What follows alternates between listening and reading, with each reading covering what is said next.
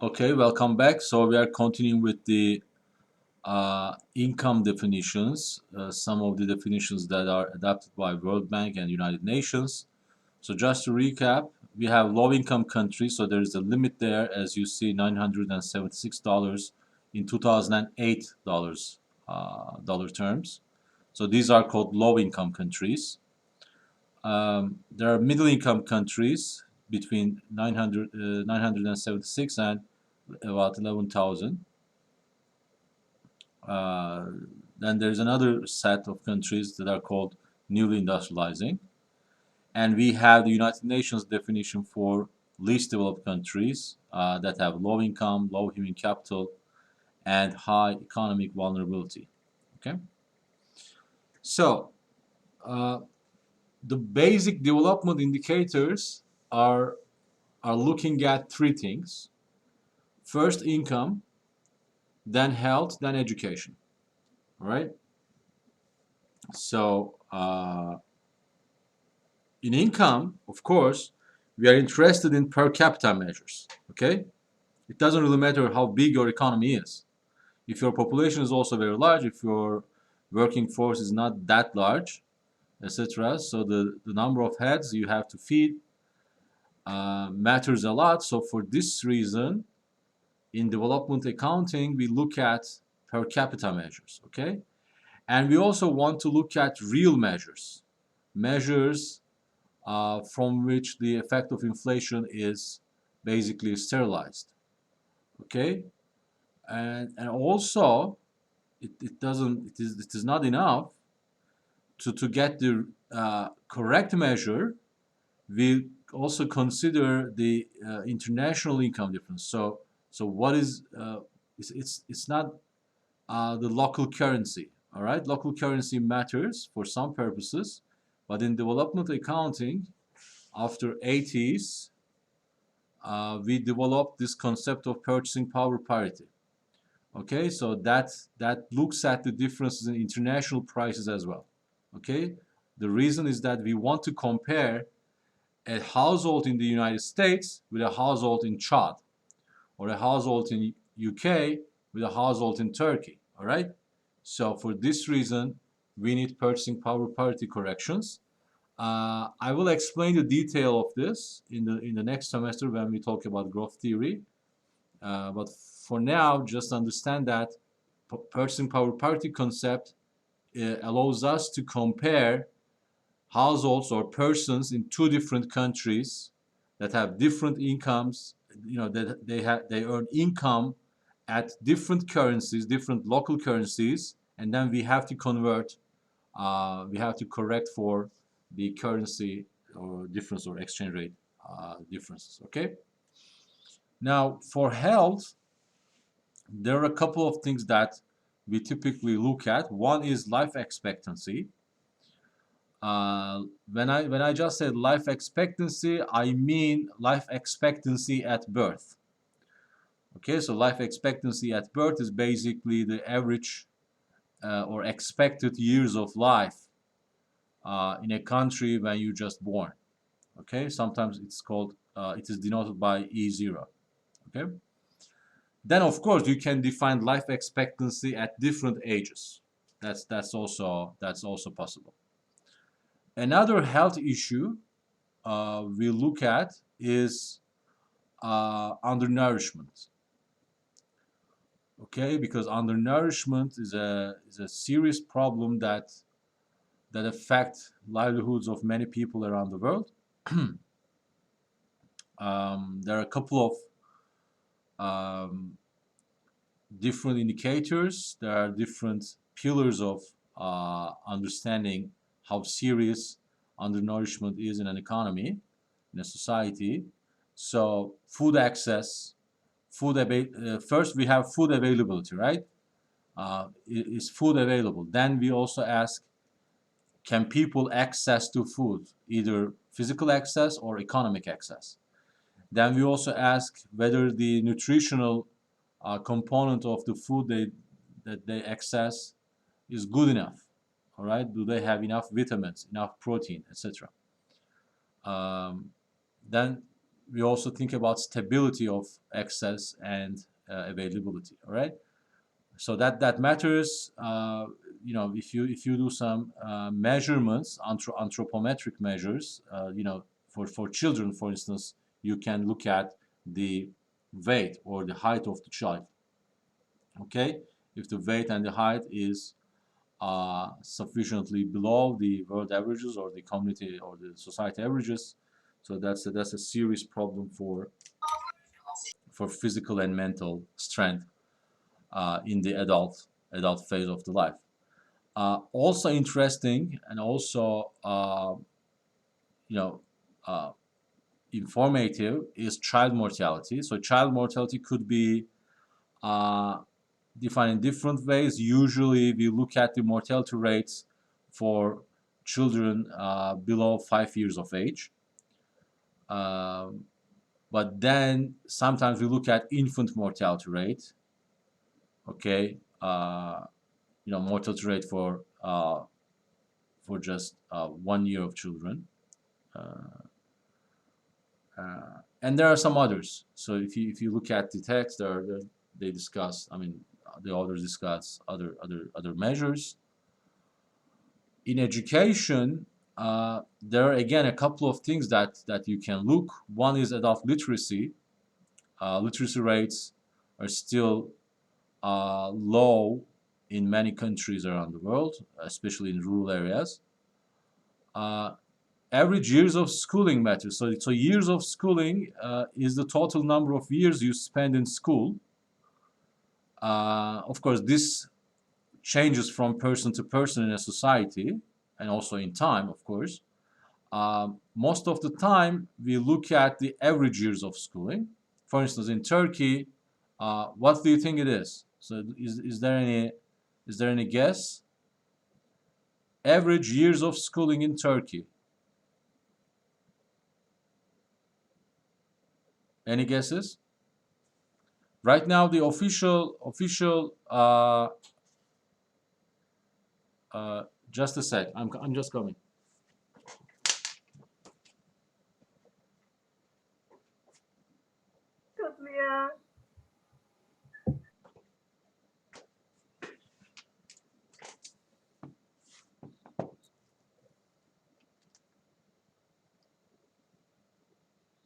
Sorry. So, do you have any guess about the average years of schooling in Turkey?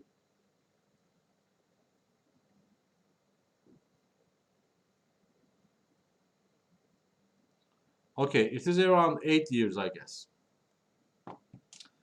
So it is comparatively low compared to what? Compared to our official years of schooling, right? So we have mandatory 12 years right now, but that was more recent policy change. So in our society, when we take the average across the entire population, it is around 8 years or 7.5 years or something. Another thing that we look at are enrollment rates. Then we also look at, in newer measurements, I will discuss that, we sometimes look at expected years of schooling, not the actual, okay? Just to see the effects of more recent policy changes as well, okay? So these were the basic economic indicators or social indicators that we look at in the measurement of development successes or failures. There are also holistic measures. One very famous is called the Human Development Index, calculated by the United Nations Development Program. So this is an index measuring national socioeconomic development based on combining measures of education, health, and adjusted real income per capita. So there are two versions of it. There is a newer version as well. In the original version, we have a single income index, a single life expectancy index, and a single education index. Education index is calculated with literacy and enrollment. But then we basically take unweighted arithmetic average of these factors. So if it is large, then a country is, uh, has higher human development. If it is low, it is low, right? There were some, you know, efforts to come up with a better measure, and the new human development index reflects some of these um, issues. For instance, instead of GDP in calculating income, the new Human Development Index looks at GNI, gross national income, because uh, you know income is directly what the Human Development Index intends to measure for. Also, as I said earlier, there are new education measures. One is actual educational attainment of population, and the other is expected attainment, right? Because for children now, uh, imagine that the kid starts schooling today, this year in Turkey. So that kid has a mandatory of 12 years of schooling. So the expected attainment matters for today's and futures development prospects. Okay. Another difference is that instead of taking the arithmetic mean, uh, the new Human Development Index looks at the geometric mean. Okay. Why do you think is the case?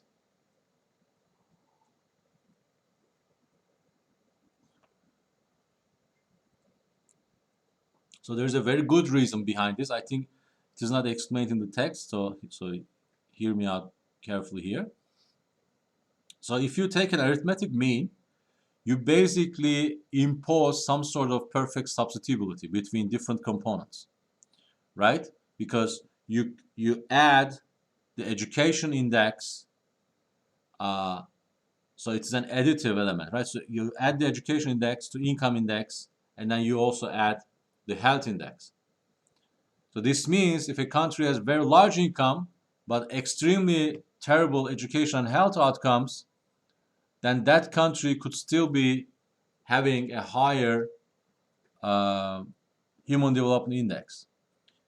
If you use the geometric mean, then you impose some sort of um, complementarity. Okay, it is not entirely perfectly complementary, because for that case you have to impose a different definition for the mean. But if you use a geometric mean, at least the operation is multiplicative. Okay, so it is. So this means education, health, and income in the new HDI are more complementary than the original HDI assumes. Okay, because the original HDI assumes basically perfect substitutability. So in the new HDI, if your income is low, or sorry, if your income is very high, but your education and health is very low, then you realize that in the outcome. Okay, you cannot have a high human development index score just by income or just by education or just by health. Okay, and finally, some of the maximum cutoffs for the index calculation, they are replaced with actual maximums observed in that particular year around the globe. Now, here's an explanation. Here's an example, for China. This is, again, strictly, directly from a textbook. The indicators are there. Life expectancy at birth, 73 years. So which year is that? I don't remember. Okay, it is 2010. It's written right there. Okay. So life expectancy at birth in China in 2010 is equal to 73.5 years. Mean years of schooling is 7.5 years. Expected years of schooling, as you see, is larger, possibly due to education reforms. And GNI per capita is gross national income at per capita level using the purchasing power parity correction. So it is explained, so it is measured in US dollars, and by taking into account the the differences of local currencies here. All right, international price. So international price. So this is a level that you can compare U.S. with China, China with Turkey, Turkey with Côte d'Ivoire. Okay, and in that respect, in terms of that measurement, it is around 7,000. Life expectancy index is calculated in this way, so taking 20 as a reference point here, so 83 is the max. Mean years of schooling index 7.5 is Chinese value, 13.2 is the maximum level. Expected years of schooling 11.4 is the actual value for China, 20.6 is the maximum observed. Then you have education index. As you see, there are two components of the education index: expected years of schooling and mean years of schooling index. So these index values enter as a geometric mean, as you see itself. So the education index maximum in the world in 2010 is 0.9. Then you have income index. In income, we take logs, okay, natural logarithms, for various reasons. So just read the text about that. I don't want to spend some time on it. And then at the end, as you see, we have the human development index. Okay, again as a geometric mean. So that's how you calculate it. Now, I'm gonna go back to the earlier discussion about development country characteristics and show you some figures and tables. Okay, so remember the first two: low productivity, low incomes, and low human capital. All right, and this table shows you the situation for 5 underdeveloped countries. Okay, what you see here is the rankings of these countries in the new human development index. So if a ranking is high, it means you are more underdeveloped. Okay, it means your development problems are more serious. Okay, so we have at this table we have Côte d'Ivoire, Afghanistan, Ethiopia, Democratic Republic of Congo, and Zimbabwe. All right, and we look at the HDI values here. Zimbabwe score is much lower than the rest, but there are of course very high values in the developed countries. Life expectancy, as you see, 47 in Zimbabwe. In Afghanistan, it is 44. Look at the mean years of schooling. So Zimbabwe here is doing some good job, relatively, of course, but look at Ethiopia. It's 1.5 years. This means only an extremely small minority of people in Ethiopia perhaps have like literacy and completed schooling in the elementary or high school levels. Expected years of schooling is there, so it is also much lower than many other. Remember the maximum in 2010 here. So what was the maximum observed in 2010 is 20.6. So if you compare it with this, there's a huge difference. And then you have the income levels in 2018, purchasing power parity corrected levels. Then you have the non-income HDI value. So if you sterilize the effect of income, that would be the human development index value. So if you compare it with the measure that includes income, you see a difference as well. Okay. Remember the third issue. The third issue was about inequality and absolute poverty. So here there's a figure. So this is the population living. Okay, again we have less than 1 minute. Let's meet at 10:30. Okay. 10:30. and that will be our last session today. Let's everybody meet at 10:30. Okay, I'm just closing this session.